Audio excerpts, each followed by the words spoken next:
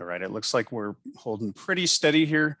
If you are here for the SSIS Coffee Talk related to the Juvenile Treatment Screening Team, you are in the right place. This webinar is brought to you today by the Division of Child Safety and Permanency, as well as the Minnesota Child Welfare Training Academy, the SSIS Training Unit, and the SSIS Business Operations Unit. And it's also brought to you today by Folgers, because the best part of these SSIS Coffee Talks is Folgers in your cup. Just kidding, that was a shameless plug for Folgers. My name is Eric Kratt once again, and I am with the SSIS Training Unit. We're going to go through our agenda here really quick.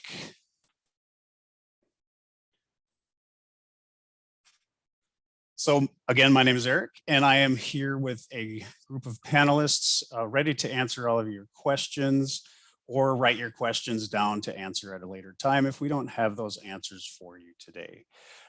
We have Anna Chalupa, who is also an SSIS trainer, and she is diligently learning about all of this FFPSA related information as well.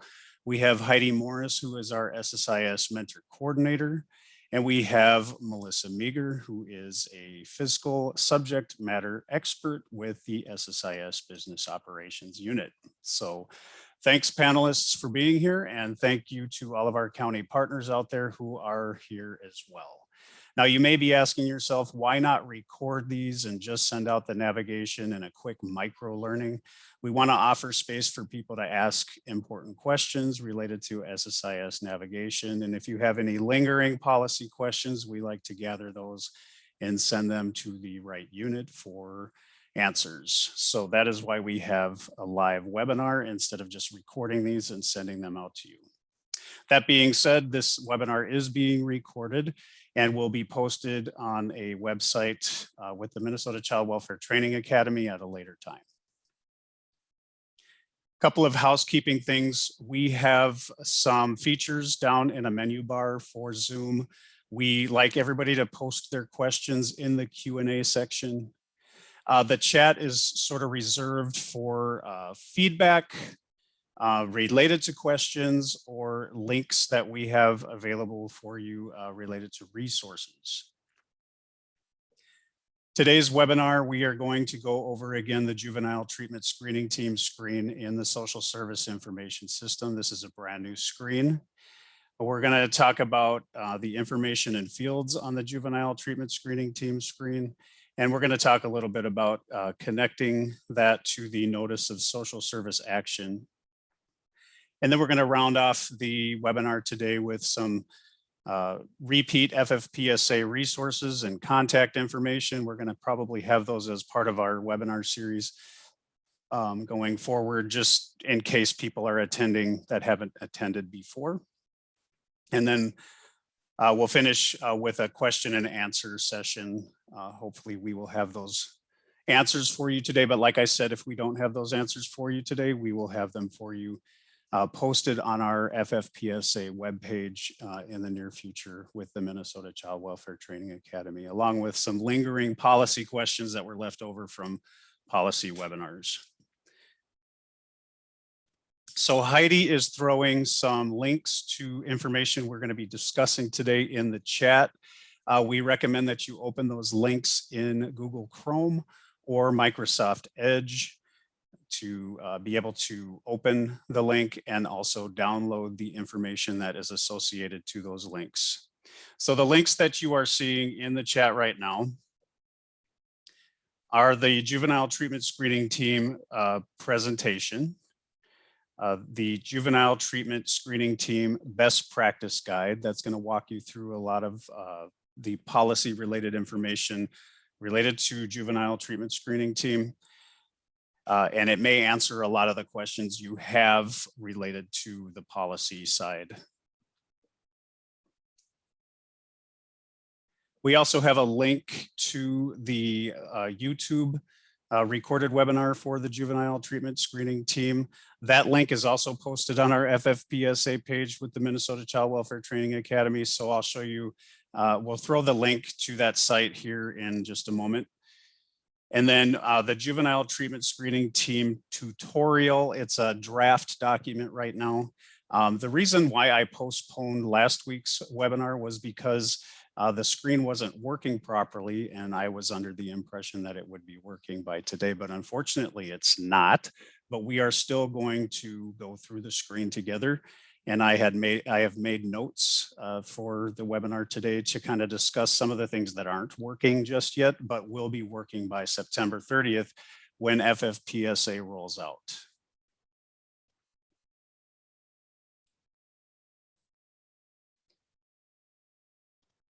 All right, so I'm going to go ahead and share SSIS with you all, and we're going to walk through that general navigation for you.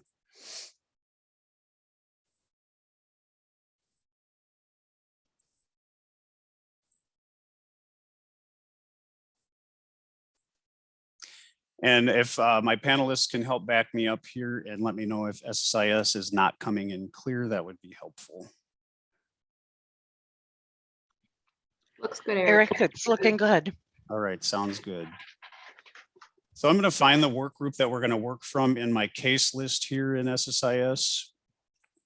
And I'm going to open it in a new window.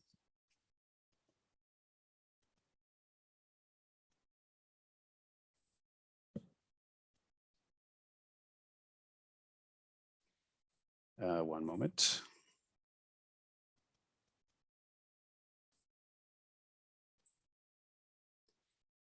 And then I'm going to click the caret next to the work group that I want to work from, and I'm going to select my participant folder because that's where I'm going to find my participant to enter this important information to related to the juvenile treatment screening team.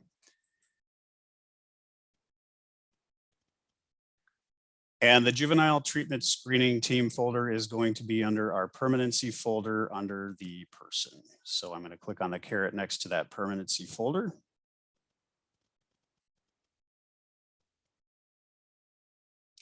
And just a special note here that juvenile treatment screening teams are required for certain situations and not required for others. And again, you're going to find that policy related information in that best practice guide. So just to kind of walk through when a juvenile treatment screening team is not required, and that's for residential individuals who are being placed in a residential facility specializing in prenatal or postpartum or parenting support. It's not required for individuals placed in a facility specializing in high quality residential care and supportive services for children and youth who were at risk or of becoming victims of sex trafficking or commercial sexual exploitation. It's not required for individuals being placed in supervised settings for youth 18 or older and living independently. And the juvenile treatment screening team is not required when a child is placed in a licensed residential family-based treatment facility for substance abuse, consistent with section 260C.190. That's statute related information. So that's just a little policy information for you when the juvenile treatment screen is not required. However, when the juvenile treatment screening team is required, we're going to start recording that information in SSIS. The juvenile treatment screening team subfolder is under the participant node in the permanency folder, as I've already indicated. And just to let you know that multiple juvenile treatment screening team records may be created over time for a client. The job aid that or the tutorial that I put linked in the chat today kind of breaks the screen up into 3 categories. And I labeled those the initial entry, the if denied, and the if accepted portions of the screen. So I will show you what I'm talking about by creating a new juvenile treatment screening team screen. So as you can see, the subfolder here, juvenile treatment screening team, I'm going to right click on that and I'm going to create a new juvenile treatment screening team detail.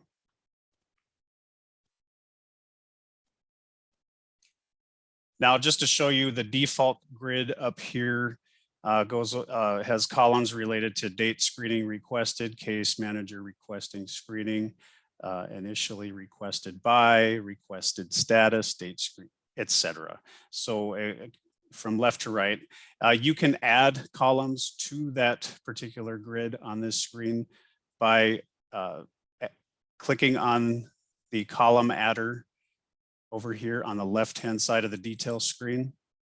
And then you can add different columns related to asked child 14 plus if they wanted representatives on the team, case manager program area, ICWA, referral to QI made, which is that qualified individual, or team recommends if not QRTP. So those can be added to your grid if you'd like. I'm going to get rid of that grid by clicking on my splitter bar to bring this detail screen into a larger view here. The first thing I want to draw everybody's attention to, again, is the help text that is incorporated on the detail screen. It's going to give you all of the information that you need, or guidance, I should say, in filling out all of the fields and buttons related to the juvenile treatment screening team. Screen. Then as we navigate down the screen, we want to enter the date that the screening was requested. We can manually enter or choose from the date picker the date that the screening was requested by the case manager. If someone other than the case manager is requesting the screening, the date entered is when the assigned case manager sends a request to the screening team. And as you note with the red icon here, this is required for saving the screen. So I'm just going to enter today's date for training today. Then we have the case manager requesting the screening. We're going to enter the name of the case manager requesting screening. My notes tell me that this screen should default to the individual who's creating this screen, but that functionality does not appear to be working right now. So for training today, I'm just going to enter my worker name in this field. If I'm not the one who is the case manager requesting the screening, then I'm going to select from the dropdown and select from other agency staff from my agency. Then we have the initially requested by field here. We're going to enter the entity that originally requested the screening. And then selections in that dropdown include the following: parental or parent, legal guardian, or custodian, county social service case manager, tribal social service case manager, Indian child's tribe, the tribal healthcare services provider, Indian health services provider, mental health professional, or managed care organization. I'm going to select county social service case manager here. When I select county or tribal social service case manager, then the next field will enable, and we will want to select the case manager program area. And in that drop down, we have child protective services, children's mental health, disability services, child welfare, adoption, guardianship, or other.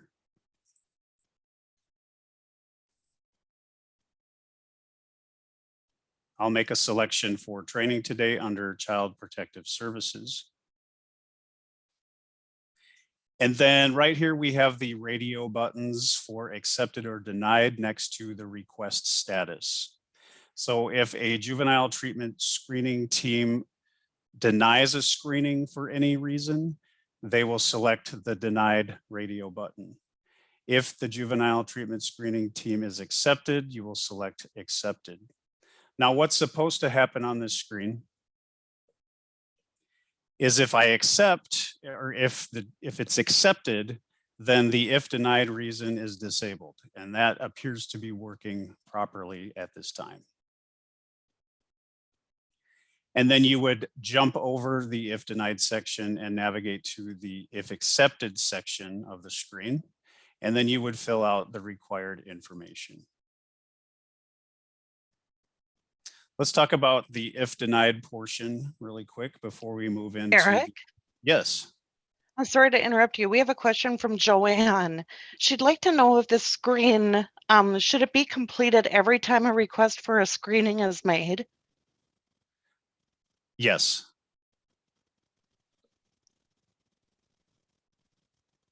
Thank you. You're welcome. All right, so we're going to say if denied, then the if denied portion of the screen enables, and we are going to select a denial reason, and we're going to check all that apply. One of the options is the diagnostic assessment is not current. The licensed clinician is not recommending residential treatment or other. When an individual selects other, they're going to navigate down to this text field, describe other denial reasons. And in the describe other denial reasons, we're going to provide context. And I believe you can enter up to 100 characters of information in this field. Important to note is that we have a shortcut placed on this screen to create the notice of social service action. And we'll talk a little bit more later about creating the notice of social service action from this screen. But one of the reasons why you will create a notice of social service action is if the juvenile treatment screening team screening was denied by the agency.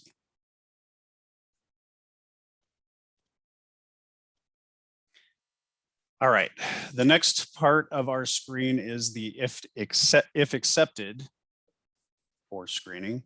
And what should happen here is that our ICWA field should be enabled. And then if ICWA applies, and we do build that ICWA eligibility determination as a reminder under our ICWA folder.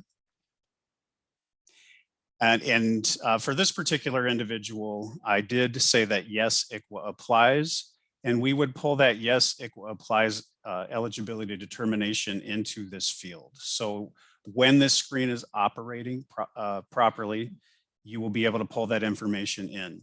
And then there's an index card located to the right of that ICWA field, and it's going to give you that ICWA eligibility determination information. If ICWA applies, then rigorous and concerted efforts made to include a designated representative of the Indian child's tribe on the juvenile treatment screening team should be documented in the following field that appears grayed out at this time, but will not, like I said, if ICWA applies.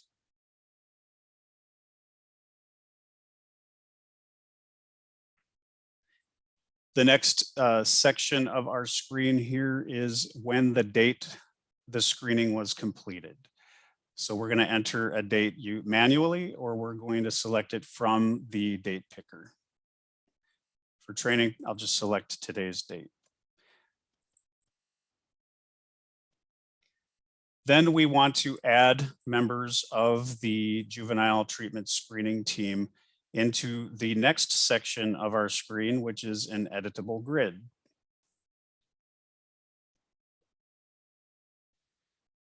So under the select participants portion, well, let me first navigate to the bottom left-hand corner of this particular container on the screen and click on the green add button. Similar functionality to what you've seen before. One of the flaws on this screen right now is that my name is auto generating under social services agency staff. It will not, I repeat, it will not do that when this screen is fully functioning. So under the select participants portion of the screen, and I'll get to that question momentarily, we're going to select individuals that have already been entered as participants in this work group. That's who will show up under select participants. So we can select the parent, which is Shannon. And we can select Shannon's relationship. And we can say that she is a parent, guardian, or custodian. And then we can designate whether or not, and notice how we have a scroll bar down here, which is an indication that we can navigate to the right for additional column headers. We will want to notify Shannon, and we'll say yes or no that she was notified or not. And then whether or not Shannon attended that screening. And then your options are yes and no. If we want to add a grid call or grid row, we are going to select that green arrow again and say this time I want to add my name under the social services agency staff. Normal functioning would be to select my name from the dropdown, but again, like I said, it's not working properly and my name is auto-populating. So we are going to just assume that I selected my name from the dropdown. And then we are going to put in the social service agency staff's relationship. And for training purposes, I can select the county social service case manager from the dropdown. And then as the case manager, I'm going to want to indicate my case manager program area from the next dropdown. Is it child protective services, children's mental health, disability services, child welfare, adoption, guardianship, or other? I'll say child protective services. And then again, we want to indicate whether I was notified and whether or not I attended, or whether or not that particular social service agency staff was notified and attended, because there can be multiple social service agency staff involved with this juvenile treatment screening team. A couple of other features to note on this editable grid is that you can manually type somebody's name in if you'd like. If you can't find them in this participants dropdown as a participant of this work group or a collateral or a professional collateral, you can type their name into this particular field. Or if you want to add them to the select participants lists, you can come up here to the right-hand side of the grid where it says add participants. And when I click on the add participants screen, I can just add them as a collateral. And I'm going to hope that this is functioning properly. Fingers crossed here. We sing the Jeopardy theme song to ourselves a lot as we try to await screens to load here in SSIS. I should have that queued up and ready next time. We'll take a short pause to let everybody kind of digest what I've said here. So again, I hit that add participants button. Then I can come over here and I can just simply add a new collateral by clicking on this quick add button here, or I can right click on participants and add the collateral that way. If you're adding a professional collateral, and you can do so from here as well. But when you add individuals into this section here, it's only going to add them to that dropdown. It's not going to add them over here in the tree view. So you'll only be able to see their name within this screen, and you'll only be able to see their name from that select participants dropdown right here. So I'm going to create a collateral here. I'm going to expand this screen so we can see it a little better. I'm just going to name my collateral John Doe.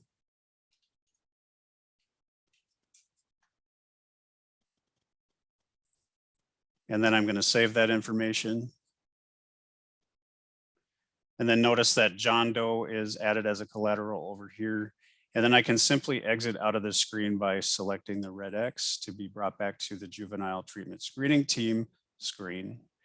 Now, if I go and add a column, I should see John Doe in my select participants dropdown. And there he is. And then maybe John Doe is a tribal social, or let me see here, is a relative. And then again, finally, were they notified? And did they attend the juvenile treatment screening? So that's a little bit on how to use that editable grid. The job aid goes, or the tutorial goes into a little bit more detail about what to select and when.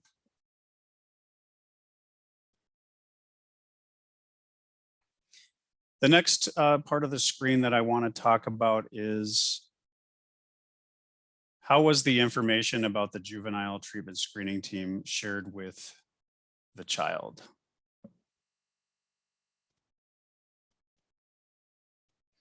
And so we're going to document that the information on how the information about the juvenile treatment screening team was shared with the child. Pretty self-explanatory there.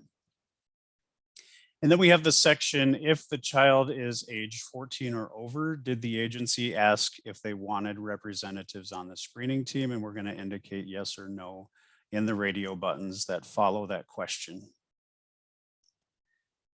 And then here's another part of the screen that is not exactly working properly, because if the option above was selected, if accepted, then those check boxes should be enabled so that workers can indicate the agency efforts to engage the parents, the guardians, or the custodians, and then they could check all that apply. Again, this part of the screen is not functioning properly right now, but they would be enabled if the screening was accepted.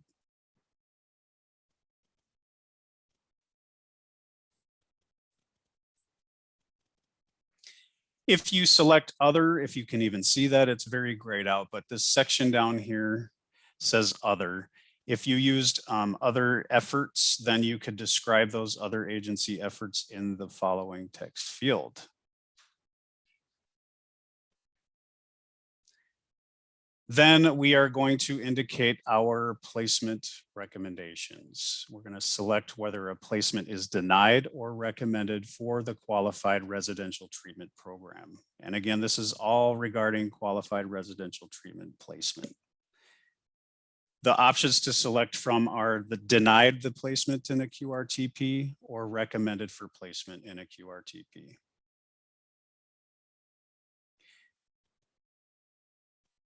If it's denied for placement, let me go back. If recommended for placement was a referral to a qualified individual made. And we just had a webinar the other day regarding qualified individuals and the qualified residential, or the QRTP assessment. My apologies. And we talked about where to find that QRTP referral. And again, just to remind people who are attending today, that QRTP referral can be found under the documents folder related to the person. So that's how we're going to recommend service or QRTP placement and send the referral to a qualified individual. Now, if the placement is denied by the juvenile treatment screening team, if a child's needs do not require treatment, we're talking about this section of the screen right here. If the child's needs do not require treatment in a qualified residential treatment program, the team recommends the child to, and then you would select the dropdown, remain at home, be placed in a family foster home, or be placed in another setting. And then workers would navigate to the very bottom of the screen after making a selection and document the services and supports for this particular recommended setting.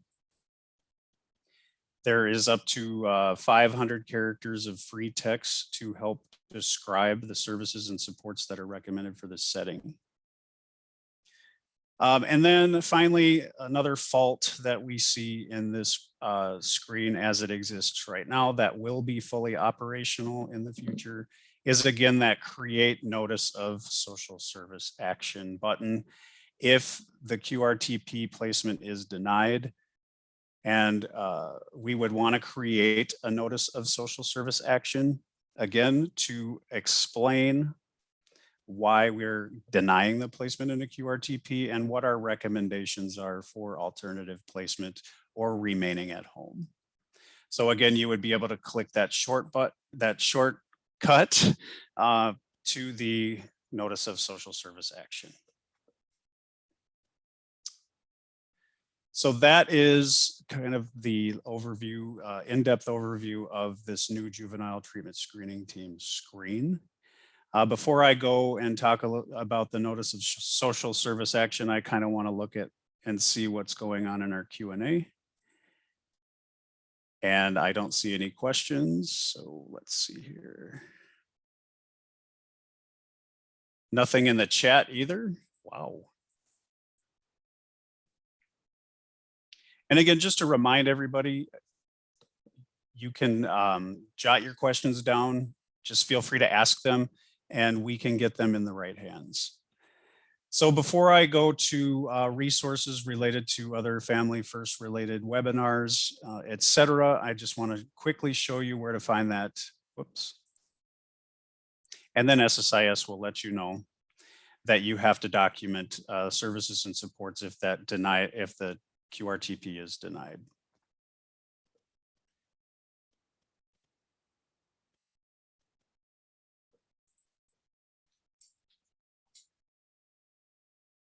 Make sure you save your screen. Also included in that tutorial are some data cleanup messages that individuals will see related to this particular screen if information isn't added correctly. The data cleanup will not prevent work group closure, but that data cleanup will follow the person until it's satisfied. So take a look at that tutorial for the documented data cleanup associated with this screen. So quick tutorial or quick overview of creating the notice of social service action. We're going to navigate to our chronology node under the work group. And we're going to select new document in that action menu. And then we're going to search for the document by clicking that magnifying glass.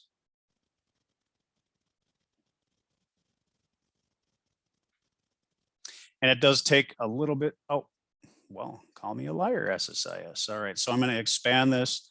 And then I'm going to, because this is a test environment, you're going to see a whole lot of documents that you don't normally see. So I'm going to select state to kind of filter through all of the state documents that are in SSIS. Or the documents that are created at the state level, I should say.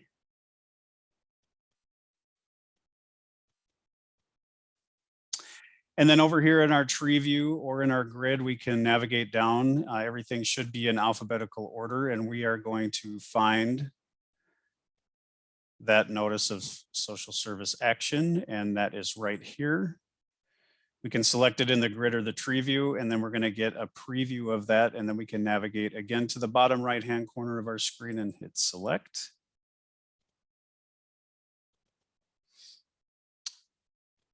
And then again, I'm going to click on my splitter bar to bring everything into full view. We want to select the letter date with our date picker or manually enter it. The agency information will populate based on the agency you're creating this document from. We want to indicate whether or not we want to display the language block. And then we're going to send this letter to the parent as well as an individual who's requesting the juvenile treatment screening team.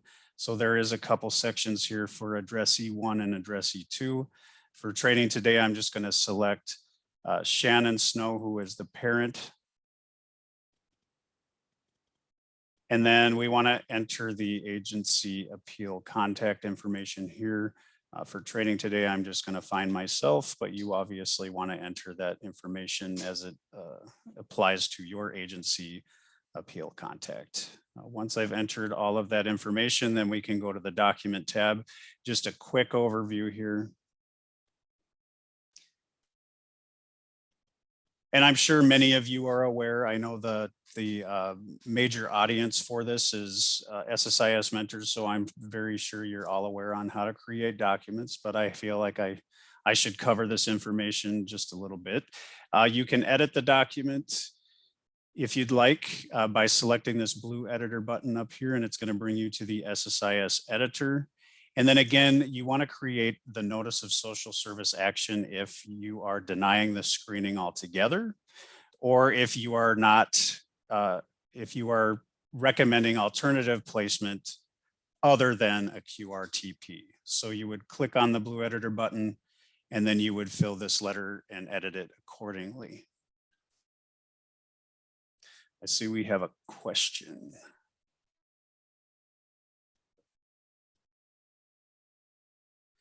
So Anonymous asks, will referrals to qualified individuals be done via SSIS, or will there be a separate process for referrals? You can create the QRT or the QRTP assessment referral document in SSIS, but I do believe that document has an eDoc number, and you could find the eDoc online. I hope that answers that question. You would fill the document out as you would for any other document in SSIS and save it to the designated drive at your agency or your personal drive and print it out or email it. But you can find that assessment referral in SSIS, as I indicated, under the participants documents. And I have one loaded here from the webinar the other day. So we could take a look at that if you'd like.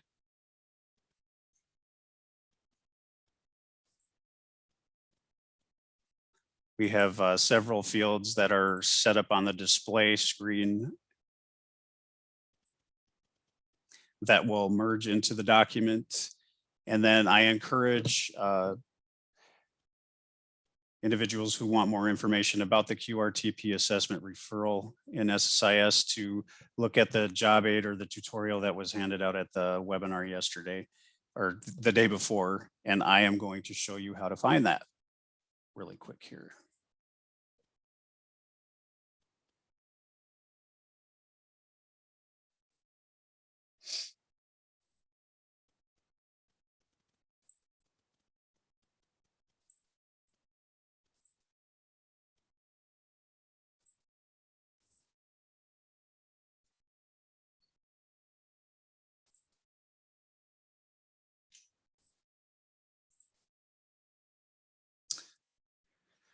All right, so here is our Minnesota Child Welfare Training Academy website. This is just a screenshot of it.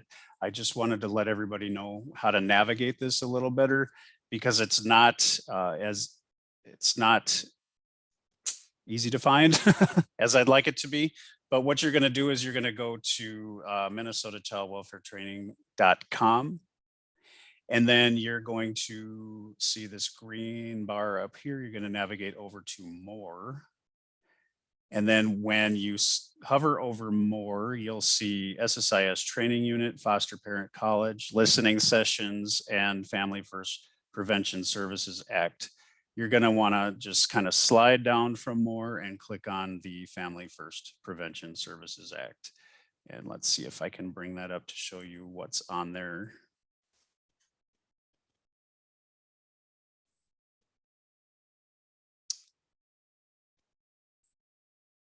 So this is the site itself, again, hovering over and sliding down to Family First. It gives you a brief description of Family First.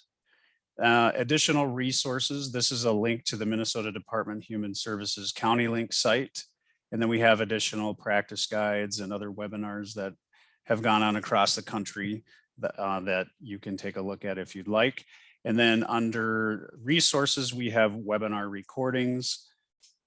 We have the initial webinar that happened on the 5th of August, followed by the juvenile treatment screening team from last week. And then the QRTP assessment process and QI requirements. So here's that job aid I was referring to 5 minutes ago, if you remember.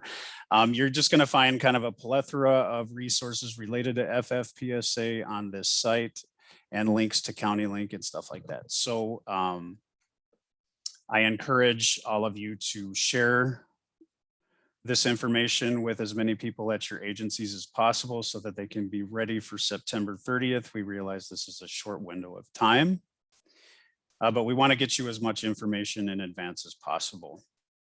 So after today's webinar or SSIS Coffee Talk, when I obtain that recording, we'll perform the necessary edits, and then you're going to find the Coffee Talk for Juvenile Treatment Screening Team to share with your agency partners underneath the Juvenile Treatment Screening Team process section here. One more thing that I want to talk, or a couple more things. We have the FFPSA webinar completion form, which I'm going to throw into the chat. If you need credit for attending any of these sessions, we have created this form for you to provide you with a return receipt that you attended this particular training. So I have thrown that into the chat for you. You're going to put your email, your first name, last name, your agency and organization, and you can only select one of these webinars at a time. You'll have to continue to go back in and get those return receipts for each one of these webinars. And then you just want to indicate down here that you attended, basically. It has fancy language here, but you just want to say that you attended, and then you're going to get that follow-up certificate or proof that you attended this training. One other thing I wanted to talk about is who to contact for what. So for information regarding residential services requirements, we want to contact the foster care unit, and I'm going to copy this. And I'm also going to throw that into the chat. Actually, maybe I'll copy the whole thing if it lets me. Nope, it's not going to let me. So here is the foster care unit email. And then for information regarding prevention services requirements, you're going to contact the safety unit. So again, I'm going to copy that and throw it in the chat for you.